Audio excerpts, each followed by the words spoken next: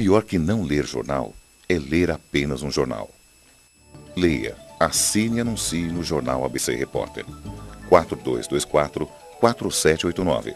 Se você é notícia, foi ou vai ser, ligue para a nossa redação ou mande um e-mail para redação@jornalabcreporter.com.br. ABC Repórter, o diário. www.jornalabcreporter.com.br.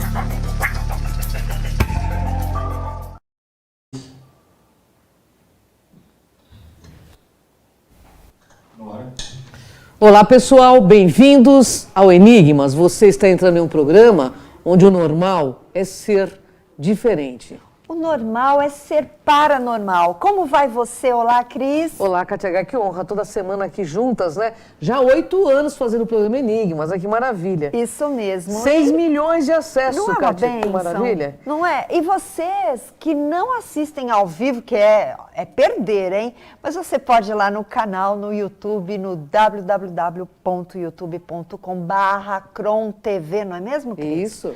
Todos lá, todos lá. Mais de 1.500 vídeos, né?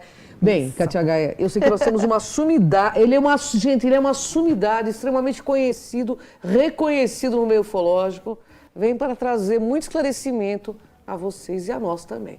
Ele é historiador, professor, e nós temos aqui nos estúdios da TV Grande ABC, Maurício Eloy. Bem-vindo, Maurício Eloy, Obrigado. uma honra enorme estar Gratidão. contigo. A honra é minha, eu fico muito satisfeito de estar com vocês. Conheço vocês já há um tempinho, já fizemos um evento juntos. É verdade. E eu gosto muito da forma imparcial que vocês abordam os seus entrevistados. Né? Muito obrigado. Também gosto muito da forma que você aborda. Obrigado. Verdade. Katia esqueceu de dizer que nós estamos na NET Canal 3, aí quem tem NET em Verdade. casa, liga lá no Canal 3, Legal. estamos na Isso NET, aí. hein, pessoal? Bom, eu não quero perder tempo, eu sei que você Vamos tem muito lá. conhecimento e o programa é muito rápido. Maurício, o que é a teoria dos antigos astronautas? Explica para o nosso público. E a gente tem que primeiro pensar que na década de 60, meados de 60, metade do meado de 60, começa a corrida espacial. E o primeiro país a entrar na linha de frente foi a Rússia. E logo em seguida, em 68 para 69, vem os Estados Unidos. Em 67, lança um livro chamado Eram os Deuses Astronautas. Essa palavra astronauta no título não foi encabeçado pelo Erich von Däniken de princípio, foi encabeçado pela editora. Então as editoras pensaram o seguinte, vamos lançar com esse título porque é uma jogada editorial. Claro. Sim. Então o que ficou? Ficou evidente ali a força que esse termo astronauta ficaria na pesquisa e na vida inteira do Erich von Däniken. Então, a teoria dos deuses astronautas começa por aí, nesse período. Que é o tema do nosso programa. Eram os deuses astronautas? Não eram os... Não eram, né? Não Os deuses eram. não eram astronautas. Não eram. Não sabe da onde eles são, né, Katia? Verdade. E quem lança essa teoria? Fala um pouquinho mais pra gente aí. Na realidade, é o próprio Däniken que lança. Nesse tempo, no período da década de 60 para 70, alguns vão junto com ele. Você tem aí o Peter Colosimo, você tem o Andreas Fabre-Cayce, você tem depois o Charrot, são essas pessoas e algumas mais. Então, o que eles vão fazer? Abraçar na linha de pesquisa de campo a busca do astronauta, que eu acho que é aí que é o erro deles.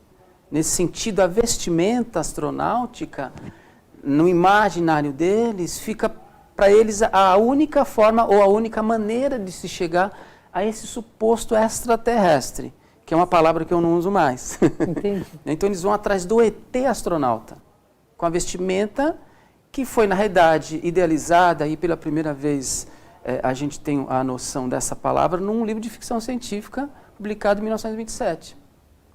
Interessante. Bom, tem muitas perguntas aqui.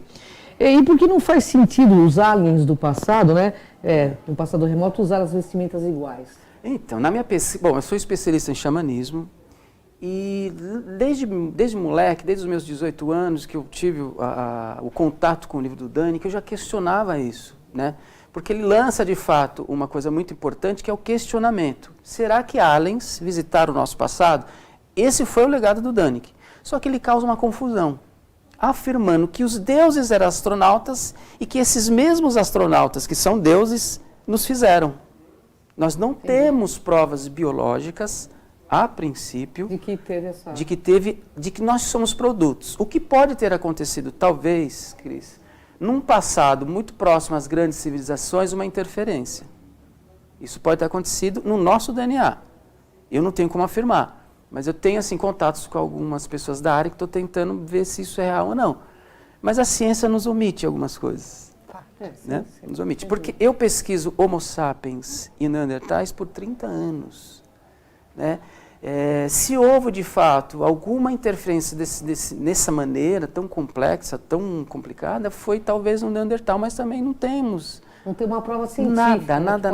Afirmar isso. Não temos. As pessoas vêm afirmando. Isso né? mesmo, Então é bem complicado, né, Kátia Gaia? Nós temos algumas imagens, olha lá, Maurício. Fala um pouquinho Essa pra imagem é gente. importante. Essa imagem, ela, na realidade, ali tem uma interferência gráfica.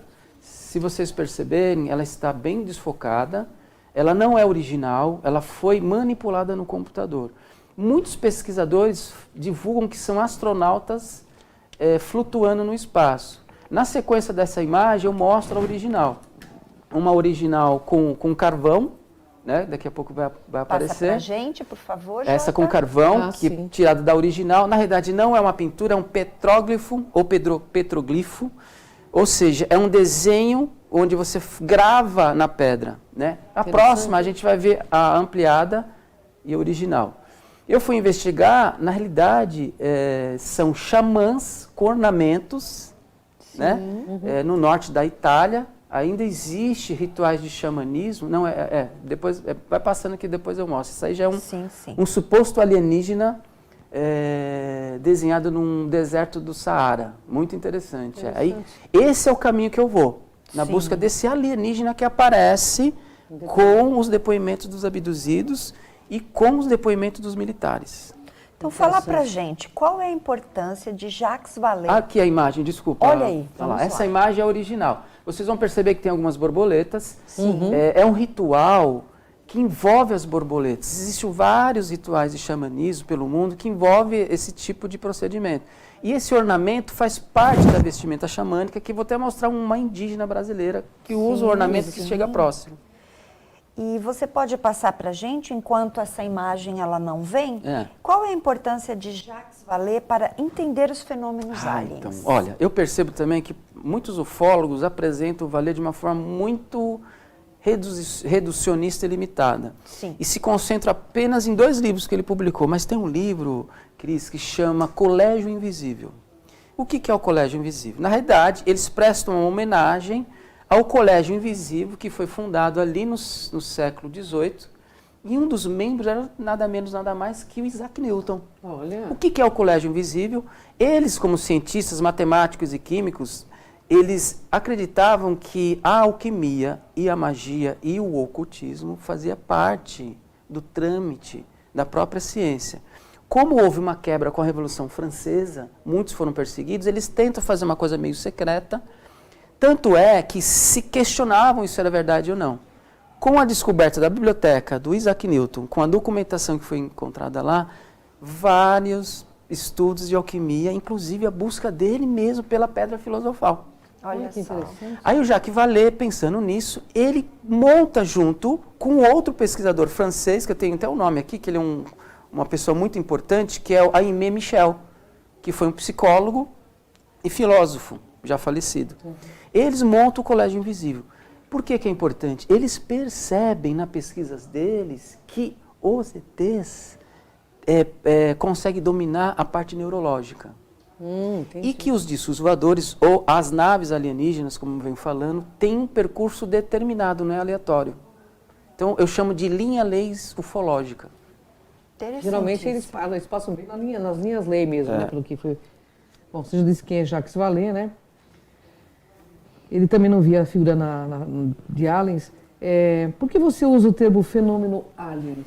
Se a gente for pensar que nós não sabemos de que origem vêm esses seres e que a gente pode encontrar esses seres registrados em algumas pinturas do Neolítico e uma gama de seres muito interessantes, e a gente não tem a ideia de onde eles vêm. Se a gente usa a palavra extraterrestre, a gente já determina que eles são de fora. De fora, é verdade. né, de fora do planeta, né, não de fora do nosso sistema solar, de fora do planeta.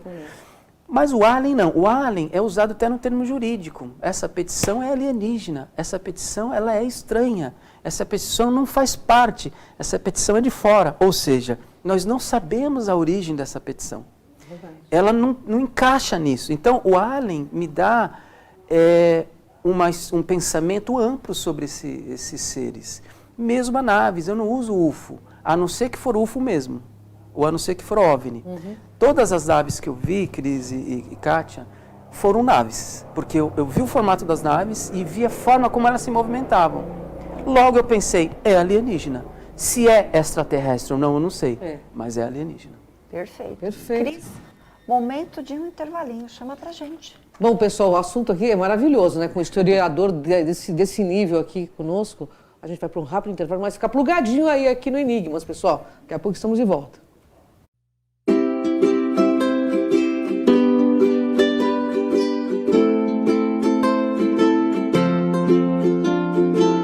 Empresário e empreendedor que me assiste, eu quero convidar você a conhecer o maior centro de reabilitação do Grande ABC Paulista, a Apraesp. São mais de 2.000 atendimentos diários gratuitos. Centro especializado em reabilitação auditiva, visual, intelectual e física pelo Ministério da Saúde. Uma história de mais de 50 anos. 2.000 atendimentos gratuitos diariamente. E eu quero convidar você a se engajar nesta obra. Esta obra não pode parar, ela precisa ser ampliada, precisa ser sustentada e ampliada, levada para tantas outras pessoas que precisam de um atendimento em reabilitação. Eu quero convidar você a ser um doador da Apraesp. E você tem duas maneiras de fazer isso. A primeira é através do telemarketing, do 11 2504 9078. E também através do site, o www.apraesp.com.br/ajude. Nós queremos continuar atendendo todas estas pessoas e ampliar ainda mais todos esses atendimentos. E para isso, nós contamos com você. Faça como tantos empresários e tantas pessoas. Ajude a Apraesp. Certamente você vai se sentir muito melhor por isso. Ajudem a Apraesp.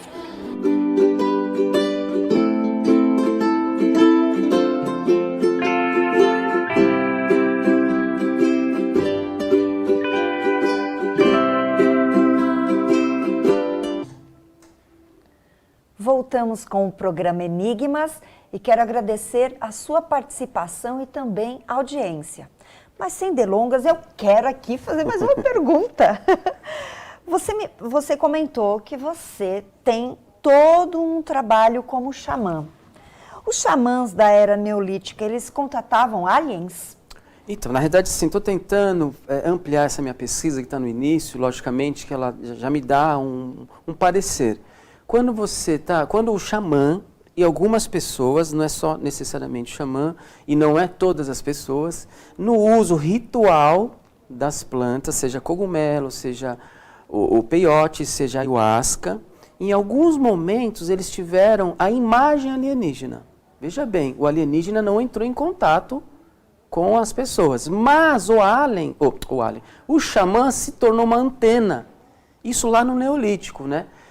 Então tem algumas pinturas, principalmente no deserto. Então eu acredito que o paleocontato, que eu vou falar daqui a pouco, possa ter início ali, mas não por intermédio dos aliens. Sim. Por intermédio dos próprios xamãs que lançam um sinal, vamos falar assim, como se fosse uma antena. Tanto é que tem um depoimento que eu falo nas minhas palestras de um antropólogo que tem esse tipo de experiência muito clara. E ele fala que ele fica frustrado, e o alien fica frustrado, porque eles lá não conseguem dar o feedback para cá. O que eu acredito?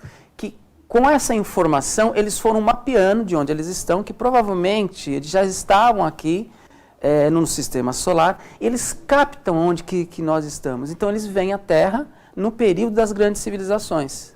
Aí vai surgir os Vimanas, se a gente pegar o Mahabharata, todos esses textos sagrados, sumerianos, egípcios, enfim, astecas e maias, vocês vão ver ali presente objetos voadores que voam no céu.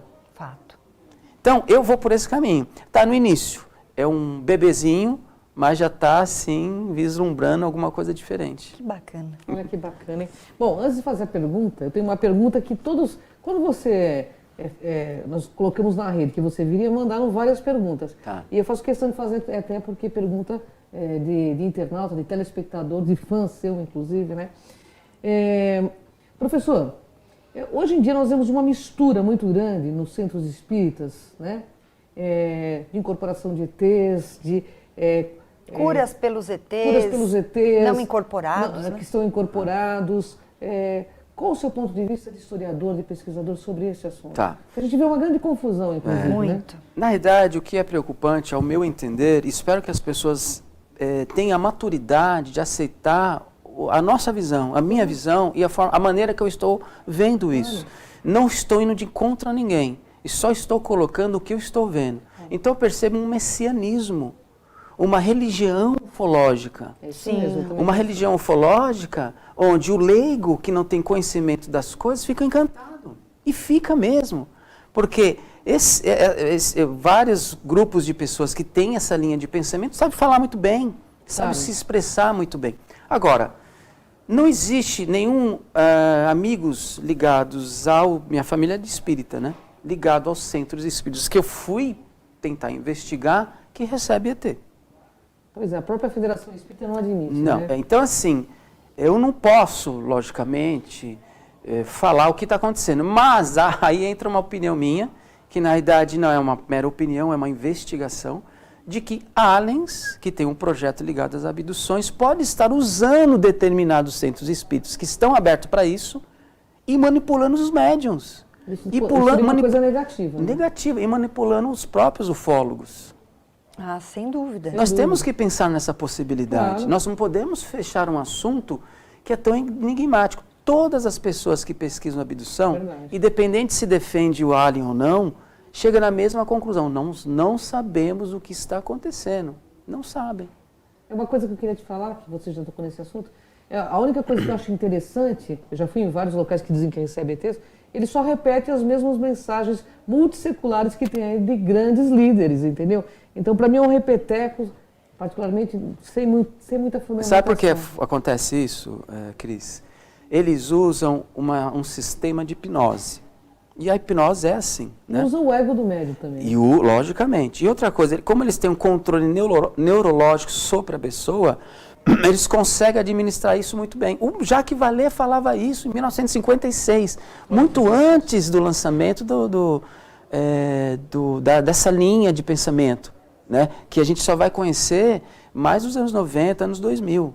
Sim. Mesmo no início das abduções, com a chegada, principalmente do Bob Hopkins, que nos apresenta os primeiros, depoimentos. Isso foi mudando. Agora, a gente tem que pensar até que ponto esses depoimentos que chegam até nós é manipulável ou não pelos alienígenas. Porque se eles controlam a questão neurológica, porque eu não vejo assim, logicamente que a gama de pessoas abduzidas são de várias áreas, mas eu não vejo uma pessoa que faz um grande destaque na sociedade, um grande filósofo, um grande cientista, não existe. Pois é. Por quê? Eu penso o seguinte, eles não querem pessoas que possam questioná-lo. Ah, isso eu já percebi faz tempo, Né? né? Eu estou contigo nessa. Questionamento, você é cortado do local onde você está, né? Opa, com certeza. Porque, só para dar um exemplo, por exemplo, nós temos a ideia da consciência, nós não sabemos também o que é a consciência. Então, tem duas linhas de pensamento na ciência indo em paralelo. Às vezes elas se encontram, às vezes elas se distanciam. Então, o meu parecer sobre isso é isso. Pode ser que do outro lado tenha algumas coisas de fato verdadeiras, Claro. que defende algumas coisas, mas vai que aquilo que eu estou abordando aqui tem um valor, Sim. tem uma verdade. Eu sou historiador, gente. Essa ideia messiânica, ela existe antes do cristianismo. Aí veio o cristianismo, aí veio todas as religiões e, logicamente, o poder vai usar, né, os dogmas para dominar. Isso aí. É domínio Esse de massa, pensamento messiânico de domínio de massa. É isso aí. E as redes sociais ajudam muito hoje em dia. Oh, Sem dúvida, com sem certeza. dúvida. E a mistificação de fatos mais ainda, né, Kátia? Que ultimamente, né, é o que mais tem. O que é o paleocontato? Então, Paleocontato, ele na realidade ele nasce através de uma publicação de um livro com Carl Sagan. Carl Sagan, ou Sagan, eu não sei a pronúncia correta, na realidade assim, o Carl Sagan foi um brilhante cientista que tinha como paixão a busca da vida inteligente. Se a gente falar que ele era cético, nós vamos cometer um erro muito grande. Porque uma pessoa que escreve no final da vida e publica o último livro em vida, chamado Contato, eu acho que ele não tem nada de ceticismo com relação à possível existência de alguma inteligência fora da Terra ou alienígena. E ele publica um livro, juntamente com um físico, que é eu até anotei o nome aqui, que é um nome russo, né? Shklovsky. Ele era, esse russo era astrônomo e físico. O Jacques Vallée era um cosmólogo e físico. E eles escrevem um livro chamado A Vida Inteligente no Universo. A partir desse livro, surge a ideia de um possível contato, chamado de paleocontato. E a gente coloca, então, esse termo na antiguidade, ou pós-antiguidade. Então, se existe um paleocontato, eu acho que pode ter acontecido nos desertos da África, com os xamãs. Tanto que ele mostrou ali uma imagem um pouco atrás de um suposto alienígena. Sim. Né? Então, por isso que a minha pesquisa, ela sai fora da vestimenta astronáutica, porque ela é muito confundida com as vestimentas de xamãs, que ele já passou ali. Vários xamãs usam alguns ornamentos que lembram, de fato, o capacete. Claro. Então, eu vou para a ideia do alienígena que está mostrando ali. Ali você tem um alienígena embaixo de um suposto alienígena, né? Embaixo de um animal. E do lado do alienígena você tem alguns xamãs. É uma pintura ao ar livre no deserto do Tassili. J.J. Benítez, na década de 70 para 80, ele foi com uma equipe lá filmar isso. É uma coisa impressionante. Sim. Em pleno silêncio da África, 15 mil assinaturas. Dentre essas 15 mil, você vai encontrar ali em torno de umas 20, de uma tribo ou de uma cultura chamada Os Cabeças Redondas. Quem descobriu isso? Um arqueólogo chamado Henri Lott. Ele fala que era alienígena já em 1933. Em 53 ele volta e lança o que a gente pode chamar a primeira ideia de paleocontato. Muito bom. Bem, nós precisamos dos contatos do Maurício. Isso. E deixar aqui um convite para que você retorne. Tá bom. Por favor, Tem Maurício, muita coisa para você você falar passar. para a gente, nos ensinar, né? Obrigado. A gente está Muito aqui bom. para aprender, viu, professor? Foi muito Obrigado, bom. Cris. Por favor, seus contatos. Olha, meu contato, eu tenho uma página sobre xamanismo no Facebook, Xamanismo Primordial. Meu Facebook é Maurício Eloy, ou Professor Eloy, só procurar lá. E eu tenho uma livraria, eu tenho um Por sebo. favor, fale Quem ficar dela. interessado em comprar livros usados com bons preços, e logicamente que vocês vão ganhar desconto, né? Opa! Chama de uma Vela, também tem uma página no Facebook. E eu tenho também meu Instagram, que é Arte Eloy, um E só, que é o meu sobrenome. Gratidão, Eloy, uma honra imensa. enorme. O convite fica aberto para você. Eu que retornar, por gente, eu que agradeço. Muito obrigado por toda essa imparcialidade que vocês permitem o programa de vocês e o programa do meu amigo Fred John. Eu faço questão de falar do Fred John, porque o Fred John ele tem uma postura muito parecida com a de vocês. Então, eu acho que a gente precisa de um programa assim. Obrigado. Isso aí. Gratidão, porque no Enigmas, pessoal, no Enigmas é assim. Aqui você vê o invisível Ouve o inaudível. e acessa o que dizem que é impossível. Então vem com a gente nessa jornada. Tchau, tchau.